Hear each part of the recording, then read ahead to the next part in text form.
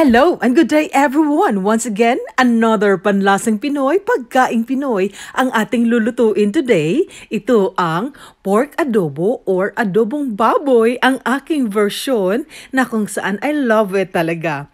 First ay maghahanda tayo ng lutuan. First, ang mga ingredient ay ang 1/2 kilo na pork belly. Ito yung una. Ilagay muna natin siya sa ating lutuan na walang mantika, kundi ipiprito natin siya na yung fats niya ang magsisilbing mantika. Ayan.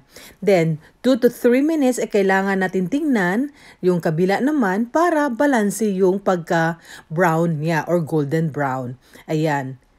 Ito yung version, ito yung nakasanayan ko sa pagluluto ng pork adobo. Lalong-lalo na yung gamit ko talaga, paborito ko ang pork belly. Ayan, another 2 to 3 minutes naman, tingnan naman natin yung kabila hanggang pantay talaga yung pagka-golden brown niya. Iba't ibang paraan talaga sa pagluluto ng pork adobo, but ito yung sa akin. And then, antayin natin na maganito na siya, yung golden brown na both sides. Ayan. Tingnan natin.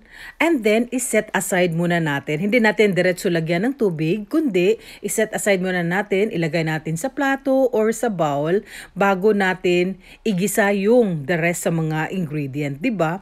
Ito talaga yung para sa akin, okay na golden brown yung ating karne ng baboy. Pag na-set aside na lahat-lahat ay it's time na magdagdag tayo ng mantika.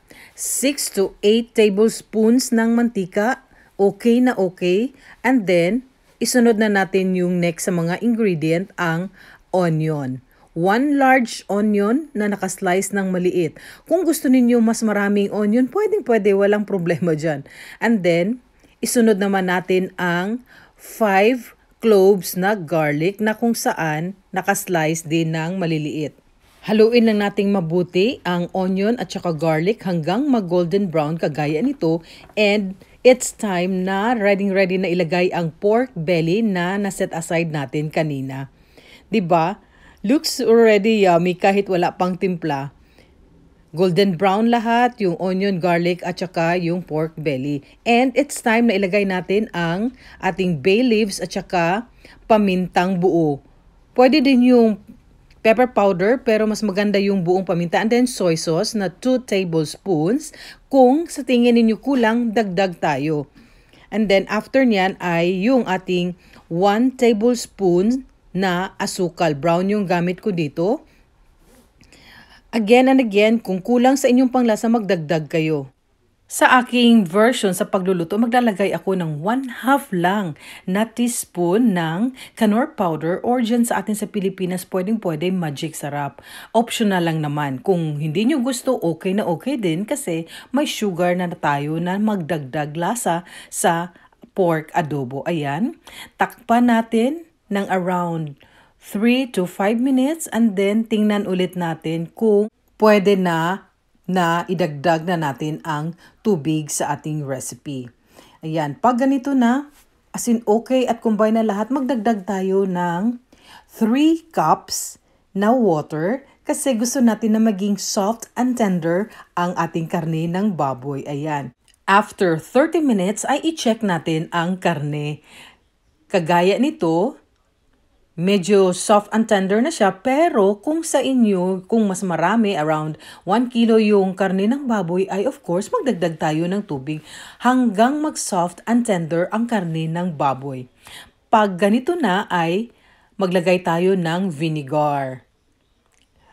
2 to 3 tablespoons ng vinegar ang gamit ko, pero kung sa tingin nyo kulang sa asim ay magdagdag tayo. And then, optional lang ito, magamit tayo ng paprika powder. Optional lang talaga. Kung wala, okay na okay din. Ako nakasanayan ko talaga na maglagay ng paprika powder. And then, para sa inyong kalaman, pag magluluto ako ng adobo, magdagdag talaga ako ng mga gulay. Kagaya nito, carrots at tsaka yung red bell pepper. Mas okay kung may yellow at green bell pepper kasi dagdag talaga siya sa kulay at napaka-interesting tingnan. Of course, optional lang din yan. Ito ay aking version kasi dagdag siya sa sarap na may kunting gulay and then nakaka-attract talaga pag kumakain tayo. Ayan, wag naman nating i-overcook yung gulay kundi half-cook lang. And wow no wow! Ready to serve na ang ating pork adobo recipe gamit ang pork belly na may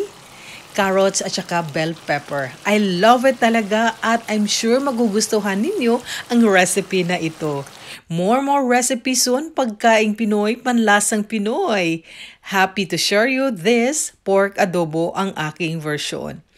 Hope you like this recipe. Thank you and God bless us all.